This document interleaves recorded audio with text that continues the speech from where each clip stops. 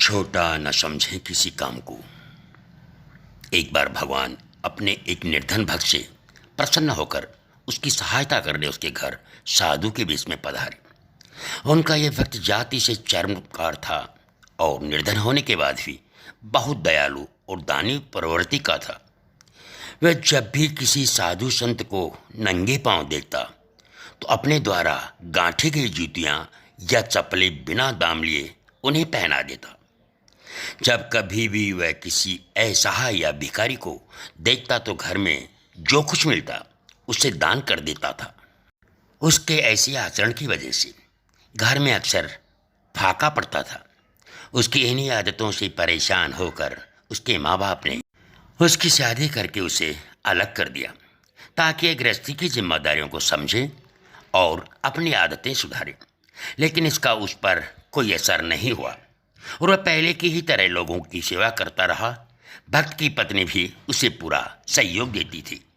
ऐसे भक्त से प्रसन्न होकर भगवान उसके घर आए थे ताकि वे उसे कुछ देकर उसकी निर्धनता दूर कर दें तथा भक्त और अधिक जरूरतमंदों की सेवा कर सके। भक्त ने द्वार पर साधु को आया देख अपने सामर्थ्य के अनुसार उनका स्वागत सत्कार किया।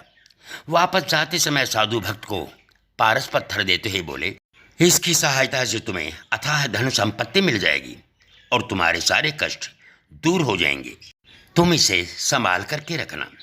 इस पर भक्त बोला, फिर तो आप ये पत्थर मुझे न दें, ये मेरे किसी काम का नहीं है। वैसे भी मुझे कोई कष्ट नहीं है। जूतियाँ गांठ कर मिलने वाले धन से मेरा काम चल जाता है। मेरे पास राम नाम की संपत्ति भी है जिसके खाने का भी डर नहीं है। ये सुनकर साधु वे सारे भगवान लौट गए। इसके बाद भक्त की सहायता करने की कोई कोशिशों में असफल रहने पर भगवान एक दिन उसके सपने में आए और बोले, प्रिय भक्त, हमें पता है कि तुम लोभी नहीं हो, तुम कर्म में विश्वास करते हो। जब तुम अपना कर्म कर रहे हो तो हमें भी अपना कर्म करने दो। इसलिए जो कुछ हम दें उसे सहर्ष स्वीकार करो। भक्त ने ईश्वर की बात मान ली और उनके द्वारा की गई सहायता और उनकी आज्ञा से एक मंदिर बनवाया और वहाँ भगवान की मूर्ति स्थापित कर उसकी पूजा अर्चना करने लगा। एक चर्मकार द्वारा भगवान की पूजा किया जाना पंडितों को सहन नहीं हुआ। उन्होंने राजा से इसकी शिकायत कर दी। राजा ने भक्त को बुलाकर जब उससे पूछा तो वह बोला, मुझे तो स्वयं भगवान ने ऐसा करने को कहा है। वैसे भी भगवान को भक्ति प्यारी होती है, जाति नहीं। उनकी नज़र में कोई छोटा बड़ा नहीं, सब बराबर हैं। राजा बोला, क्या तुम ये साबित करके दिखा सकते हो? भक्त बोला, राजन, क्यों नहीं। मेरे मंदिर में विराजित भगवान की मूर्ति उठकर जिस किसी के भी समीप आ जाए वही सच्चे अर्थों में उनकी पूजा का अधिकारी है। राजा तैयार हो गया। इसके लिए सबसे पहले पंडितों ने प्रयास किया, लेकिन मूर्ति उनमें से किसी के पास भी नहीं आई। जब भक्त की बारी आई तो उसने एक पद पढ़ा, देवाधिदेव आयो तुम सरना, कृपा कीजिए जान अपना।